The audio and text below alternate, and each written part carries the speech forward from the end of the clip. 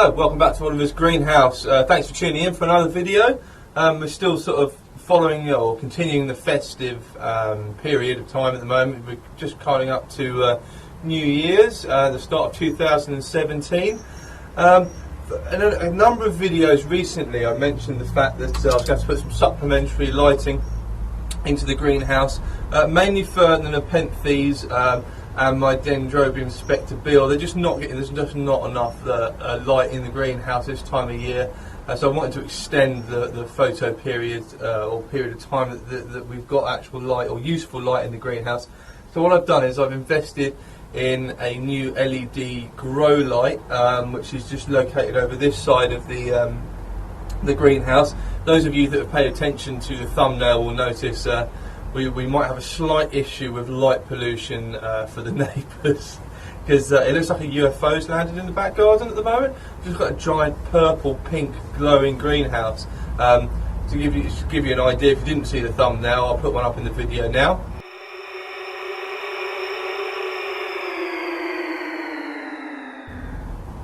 So you can see, bright pink, it looks really funny. When it was first on, it was I was quite shocked actually of quite how bright it was.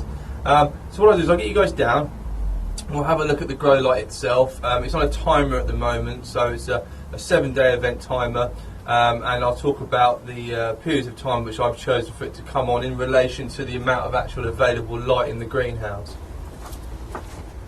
Okay, so here's the light unit I've bought. It's like a strip light basically, which has got, I don't know how many LEDs in it, but it's one of the ones which has got it aims to get as much of the full spectrum as possible. So it's got predominantly blue and ultraviolet and sort of red lights, which gives it a real sort of pinky colour.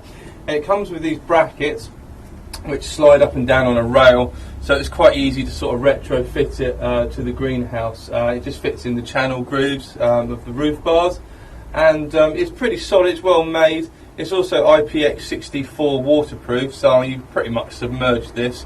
The power driver for it isn't, so that's secreted underneath the bench. It's actually mounted on the underneath of the benching here, so it's out the way of any water. It's not going to get any moisture on it at all.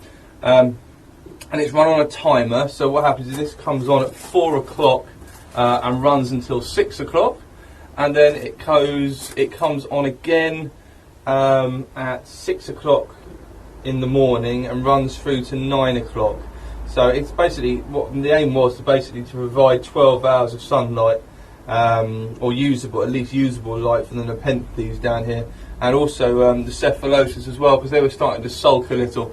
So what I've done is I've basically positioned this underneath. This is about 18 inches between these two. It's just right at the extremities of how far, the distance you really want, because obviously the degree of useful light over a distance travelled obviously decreases according to that distance. So these guys are they're on the limits basically, but there wasn't really anywhere else I could sort of sensibly mount it. Another thing I thought about was potentially raising these up, so getting a small, using like old milk bottle plastic box trays, putting a couple of those underneath just to elevate these up a little bit. But it hasn't been in here long. I only put this up 2 days ago, so it hasn't really been in here long enough for there to be any sort of like visible benefits from it yet. So we're just going to have to see how it goes. But I'll turn it on so you can have a quick look at it, and then we'll have a look at the timer. But I will warn you, it's a pretty offensive colour. There we go. How does that look? So it's probably going to look a bit weird through the camera. It'll have a weird strobing effect because of the way that the light's emitted. So it's got quite a large proportion of red LEDs, and then some of these really offensive blue LEDs I can hardly look at. It's got quite good light dispersion, so I have it just angled like this, so these plants are getting a pretty good coverage. If I boom down, you'll be able to see. I'll pick you up and move you along, move in a bit closer.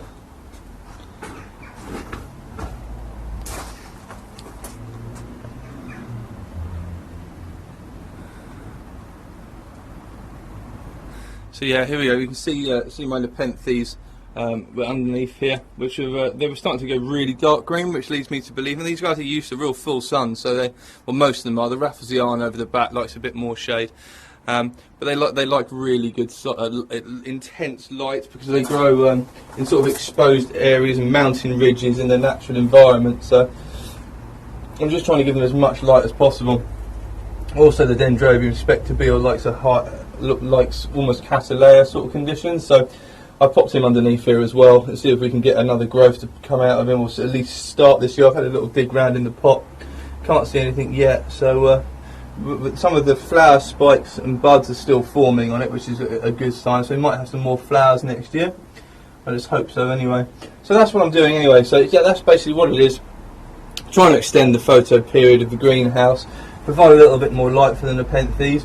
In the next video we're going to be repotting all of these, so a lot of them have become a bit overcrowded now. They've been in here for well over a year now, so what I want to do is whip all this old media out, and rather than relying on a peat, perlite and sphagnum moss mix, we're going to strip that right back. We're going to go to dead long fibre sphagnum moss, perhaps with some grow stone for aeration wrapped up in it. So that'll be the next video from Oliver's greenhouse. Anyway, I'll just take you over the other side here and we'll have a quick look at the timer setup.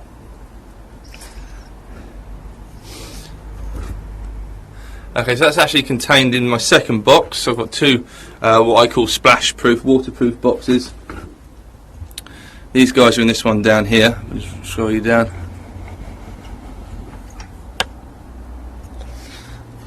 And we're just running it on a timer, this one here, which is, I think you can set up to like 70 different events on it, and 10 events per day. I don't need to, I've just set it for the whole week basically to come on at those times as prescribed. So that's the setup. The wires go down underneath the door plate and they disappear, and everything's mounted up underneath the bench. So I hope you've liked this quick video. It's not, it's not sort of an instructional one, but it's a bit of an update on a new piece of kit in the greenhouse. So I hope you liked it. Remember, please support my channel. Don't forget to give us a thumbs up down below, and if you feel like it, subscribe. Thanks for watching.